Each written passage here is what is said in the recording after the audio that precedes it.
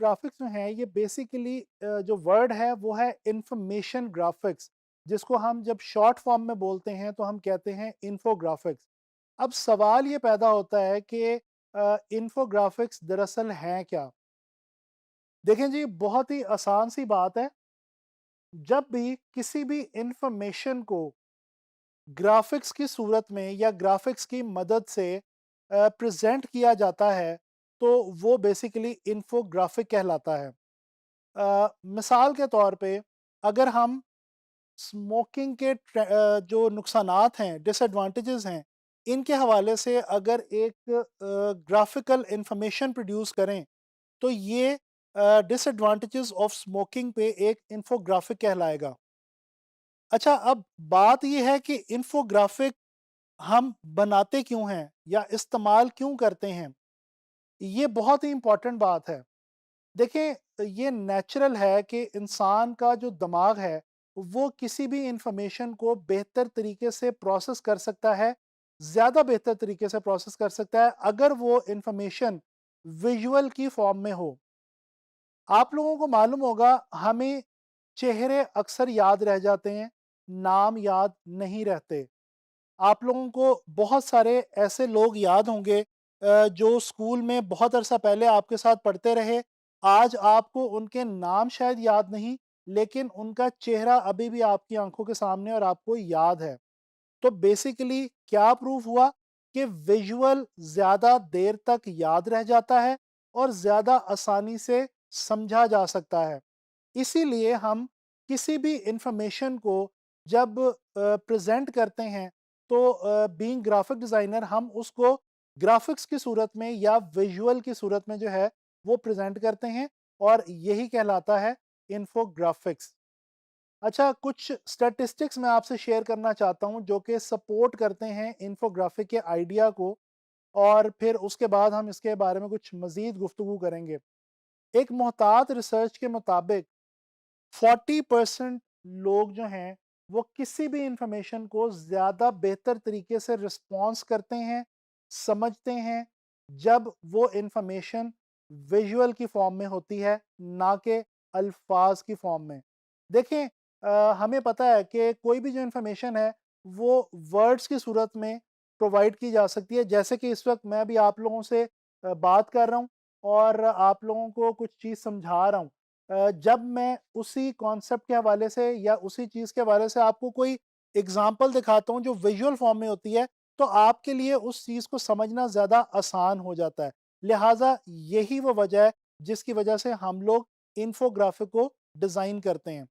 अच्छा, एक और रिसर्च ये कहती है कि 45% से भी ज़्यादा मार्केटियर्स या बिज़नेस को रन करने वाले जो लोग हैं, वो आज के दौर में अपनी प्रोडक्ट्स को सेल करने के लिए या उनको प्रमोट करने के लिए इन्फोग्राफिक का सहारा लेते हैं। मिसाल के तौर पे अगर एक चाय का ब्रांड है और वो उन्होंने अपना एक फेसबुक पे पेज बनाया या किसी भी सोशल कम्युनिकेशन वेबसाइट पे पेज बनाया या अपनी एक वेबसाइट बनाई। अब वो अपनी वेबसाइट पे या अपने फेसबुक पेज के ऊपर एक इन्फोग्राफिक बना के शो करेंगे, जो कि क्या बता रहा होगा? वो बता रहा होगा कि चाय पीने से इंसान की जो वर्क कैपेसिटी है या जो उसकी परफॉर्मेंस है, वो किस कदर बूस्ट हो जाती है। तो ये चाय और कॉफ़ी के जो ब्रांड्स होते हैं, वो अक्सर अपनी सोशल कम्युनिकेशन वेबसाइट्स पे या अपनी ऑफिशियल वेबसाइट्स पे इस तरह की इन्फोग्राफिक्स बनाते हैं और लॉन्च करते हैं, ताकि देखने वाले जो हैं वो उनकी प्रोडक्ट में इंटरेस्ट लें। अच्छा, अगर कुछ थोड़ी-सी हिस्ट्री की बात की जाए इन्फोग्राफिक की, तो ये भी एक बहुत ही इंटरेस्टिंग फैक्ट है कि इन्फोग्राफिक की हिस्ट्री जो है वो बहुत ज़्यादा पुरानी है। जो केव पेंटिंग है, जिसकी एक नमूना आप इस वक़्त देख सकते हैं। कहा यह जाता है कि ये जो केव पेंटिंग है, जो इंसान ने गारों के दौर में, जब वो गारों में रहता था और उसके पास प्रॉपर लैंग्वेज सिस्टम भी नहीं था, उस दौर में इंसान ने इन्फोग्राफिक्स का सहारा लिया अपना मैसेज दूसरे इंसानों तक कम्युनिकेट करने के लिए। अगर हम गौर करें तो इन केव पेंटिंग्स के अंदर उस दौर के जो लोग थे, गारों के ज़माने के, उन्होंने मुख्तलिफ जानवरों से बचने के लिए, ख़तरे से बचने के लिए इंफॉर्मेशन जो है वो प्रोवाइड की दूसरे लोगों को, और इसी तरह से तस्वीरी खाकों की मदद से शिकार के हवाले से भी इंफॉर्मेशन जो है वो दी लोगों को। तो ये जो एक केव पेंटिंग है, इसको माना जाता है कि ये इन्फोग्राफिक का जो अमल था, वो इस केव पेंटिंग के साथ ही शुरू हो गया था, जब इंसान ने विजुअल की फॉर्म में या तस्वीरी खाकों की मदद से कोई भी इंफॉर्मेशन दूसरे इंसान तक पहुंचाना शुरू की थी। तो चलें अब कुछ बात कर लेते हैं इन्फोग्राफिक की टाइप्स के हवाले से। 3 मेजर कैटेगरीज़ या टाइप्स पाई जाती हैं इन्फोग्राफिक्स के हवाले से। जो 3 मेजर कैटेगरीज़ हैं, उनमें से जो पहली कैटेगरी या टाइप है, वो है स्टैटिस्टिकल इन्फोग्राफिक। ये जो स्टैटिस्टिकल इन्फोग्राफिक होते हैं, ये वो होते हैं जिनका ताल्लुक अदाद-ओ-शुमार से होता है। जिस तरह अभी मैंने आपको सिगरेट पीने के नुकसानात के हवाले से बात की, तो इसी हवाले से अगर कोई ऐसा इन्फोग्राफिक क्रिएट किया जाए जो मुतालिया कर रहा हो या मुशाहिदा कर रहा हो इस चीज़ के ऊपर कि सिगरेट पीने वाले लोगों में कितने ज़्यादा चांसेस हैं कैंसर की बीमारी लाहक होने के बजाय उन लोगों के जो कि सिगरेट नहीं पीते।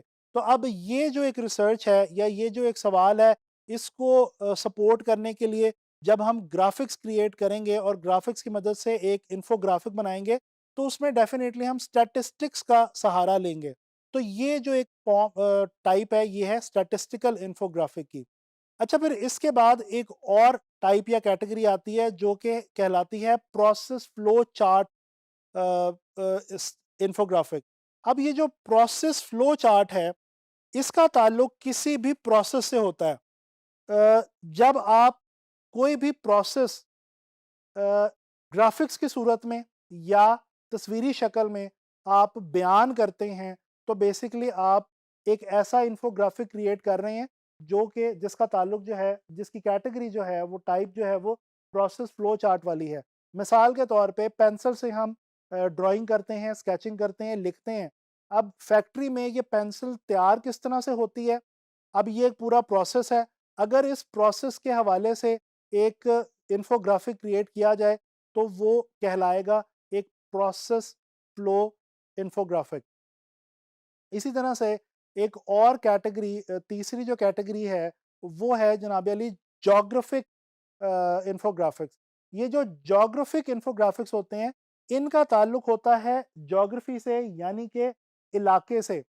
मिसाल के तौर पे अगर हम बात कर लें कि एशिया के रीजन के अंदर आईटी एजुकेशन के हवाले से क्या ट्रेंड्स हैं, तो अब ये जो बात है, जो रिसर्च है, इसको अगर हम ग्राफिक्स की सूरत में बनाएंगे, तो इसके अंदर डेफिनेटली हमें एशिया का जो रीजन है, जो ज्योग्राफी है, वो हमें शो करनी पड़ेगी और उस ज्योग्राफी की बुनियाद के ऊपर हम जो है ये ग्राफिक क्रिएट करेंगे इंफॉर्मेशन को हासिल करके।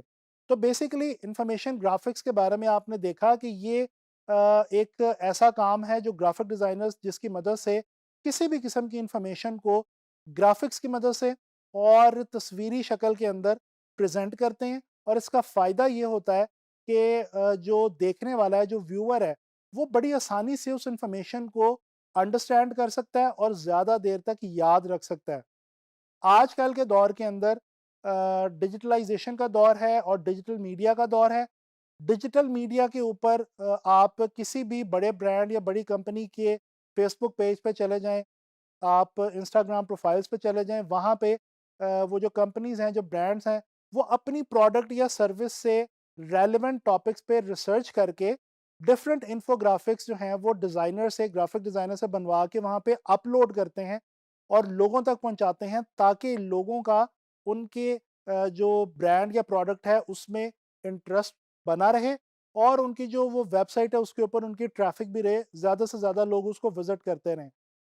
तो ये इन्फोग्राफिक्स के हवाले से हमने सारी डिस्कशन की। मैं उम्मीद करता हूँ कि आपको इसकी समझ आई होगी और अब आने वाले लेसन्स में हम इन्फोग्राफिक्स के हवाले से कुछ मज़ीद बातें जो हैं उनको जानेंगे और इन्फोग्राफिक बनाना भी सीखेंगे।